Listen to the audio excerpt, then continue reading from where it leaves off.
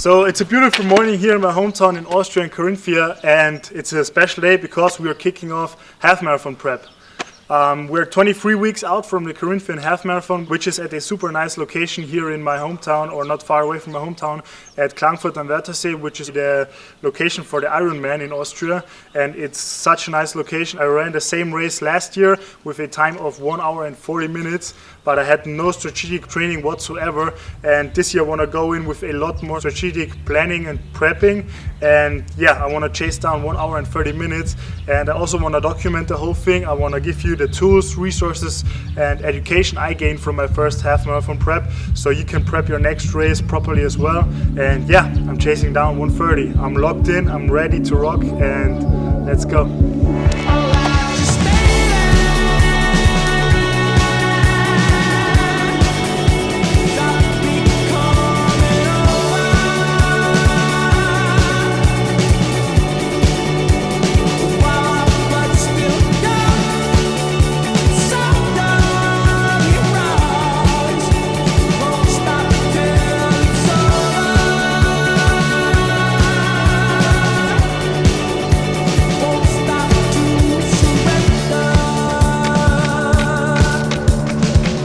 I have two goals for this half marathon prep. First of all, I want to document the whole thing to provide you with the tools, resources, and knowledge I gained from this first half marathon prep for me. And second, I want to hit down that 1 hour and 30 minute goal. Last year I went into my first half marathon ever with almost zero prep. I did a lot of running but no strategic planning and prepping, but now I'm locked in, I'm excited, I'm pumped. Sub 130, let's go.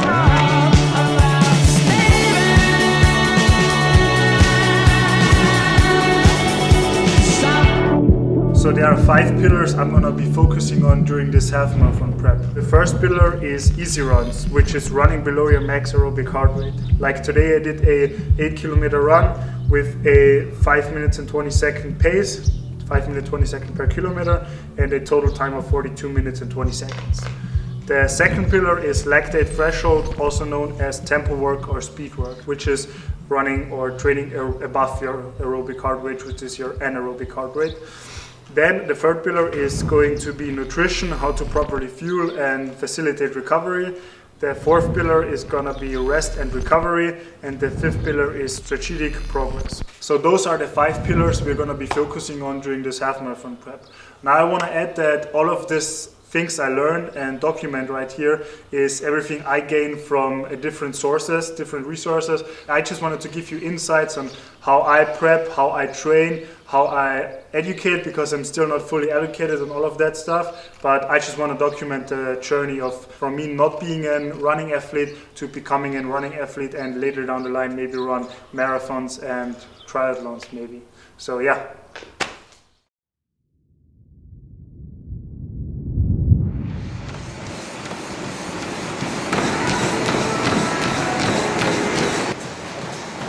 So every Monday, Tuesday, Thursday and Friday, easy runs.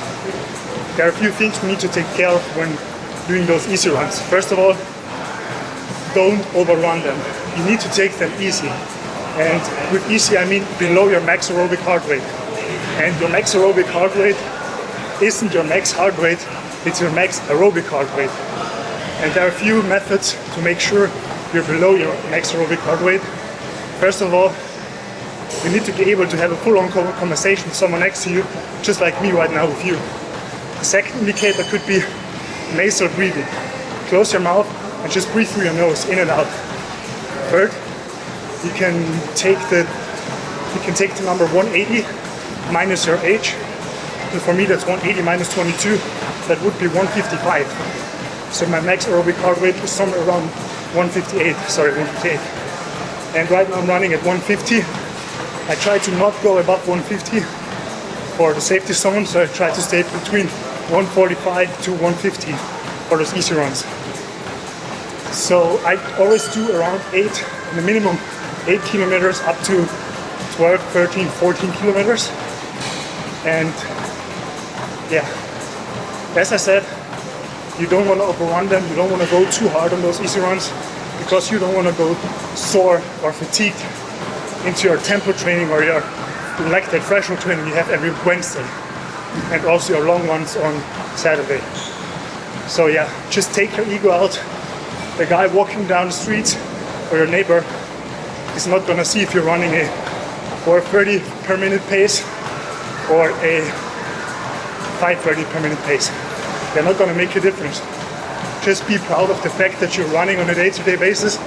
And another thing while you're doing those easy runs is because we wanna become running adept. So we just wanna become used to running on a day-to-day basis for long distances. Running should feel like walking to you. You should forget you're running because you get lost in a thought or whatever. So we don't want to overdo it. Easier means faster in the long term, so we can go fully recovered and with full on energy into those tempo runs, into those lactate threshold trainings, into those long runs where we really build those very strong cardio system.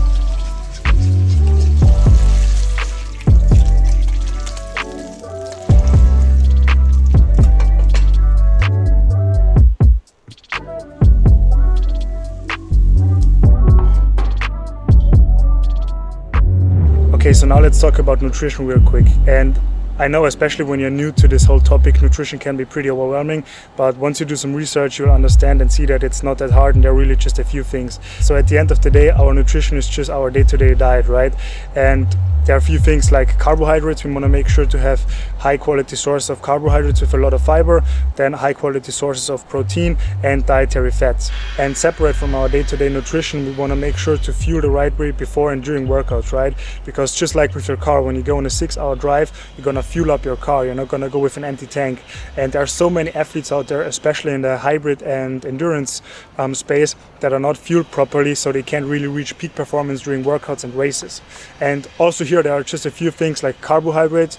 Your body needs around 30 to 60 grams of carbs per hour during exercise. You need around 500 milligrams to 800 milligrams of sodium, which you lose from sweating, so you want to make up for that, and some more electrolytes. But I will go deeper into the whole topic later down the line in this multiple series videos. Just make sure to fuel the right way before and during workouts, and apart from that, just have a good healthy relation to nutrition in general.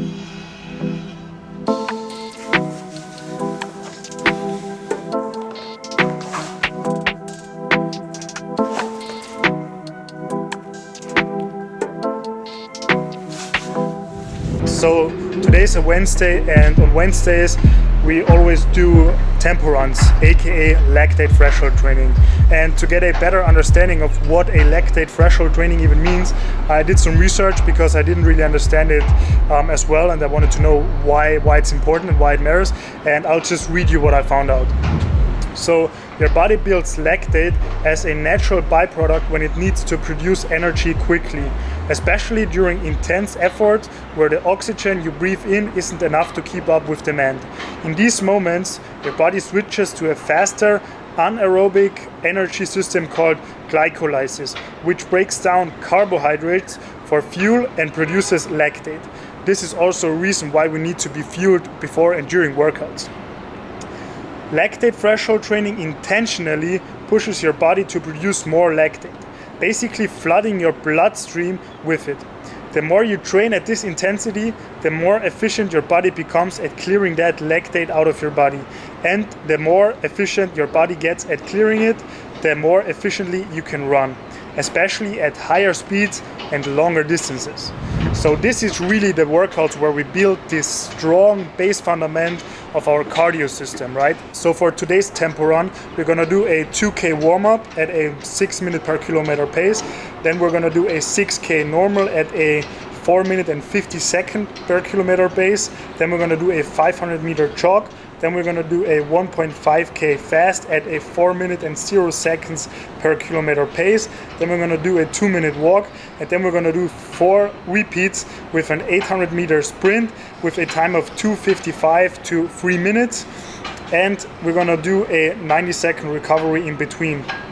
And then after that, we're gonna do a 2K cool down. So that's the workout for today. It's a big session. It's gonna be big effort.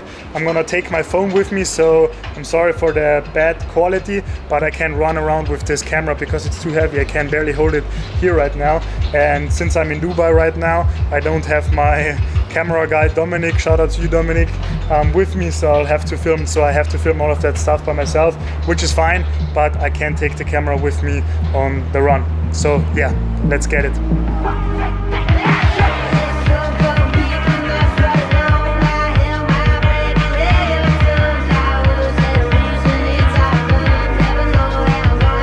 So I just finished the first part of the workout. Did the 2K warm-up, 6 kilometer fast at a 5 minute 50 second per kilometer pace. Did it a little bit faster, like 4:40 or something. Then I did the 400 meter jog, and now I'm on to the intervals. Now I have the 1.5 minute walk or 2 minute walk, I'm not sure right now, and then 4 repeats 800 meter sprints, which are gonna be tough because, to be honest, I didn't thought it's gonna be that hard, but I'm pushing through. The 1.5 fast I did at a 4:10 pace, not 4:0, which is fine. I just need to adjust it because I didn't know my paces. I haven't done a tempo run in a while, but yeah, I have the perfect track for the 800 meters now. As you can see here, I'm just running down there and back up, and that's 800 meters. And yeah, 8 seconds left. Let's go. Okay, so I'm done with the intervals. First interval 3:08. First interval was 3:10. Second 800 meter interval was 3:08. Third one was 3:15. And now the last one was 3:08 again. Now I have 30 seconds left of rest, and then I have the 2K cool down at a low pace, like 6 minutes pace. And then that's a wrap for today. Big effort, big session, but man, I love this so much. That's crazy. All right, so I'm gonna wrap up this video here of this multiple video series. Thank you guys so much for watching. I hope you enjoyed. I hope you can take some stuff for your prep and for your training. And yeah, make sure to hit the subscribe button down below to not miss out on the following videos of this multiple video series, where I'm gonna dive even deeper into the 5 pillars and go into more detail of nutrition or long runs, rest and recovery, and all of that stuff. And yeah, I'll see you in the next one.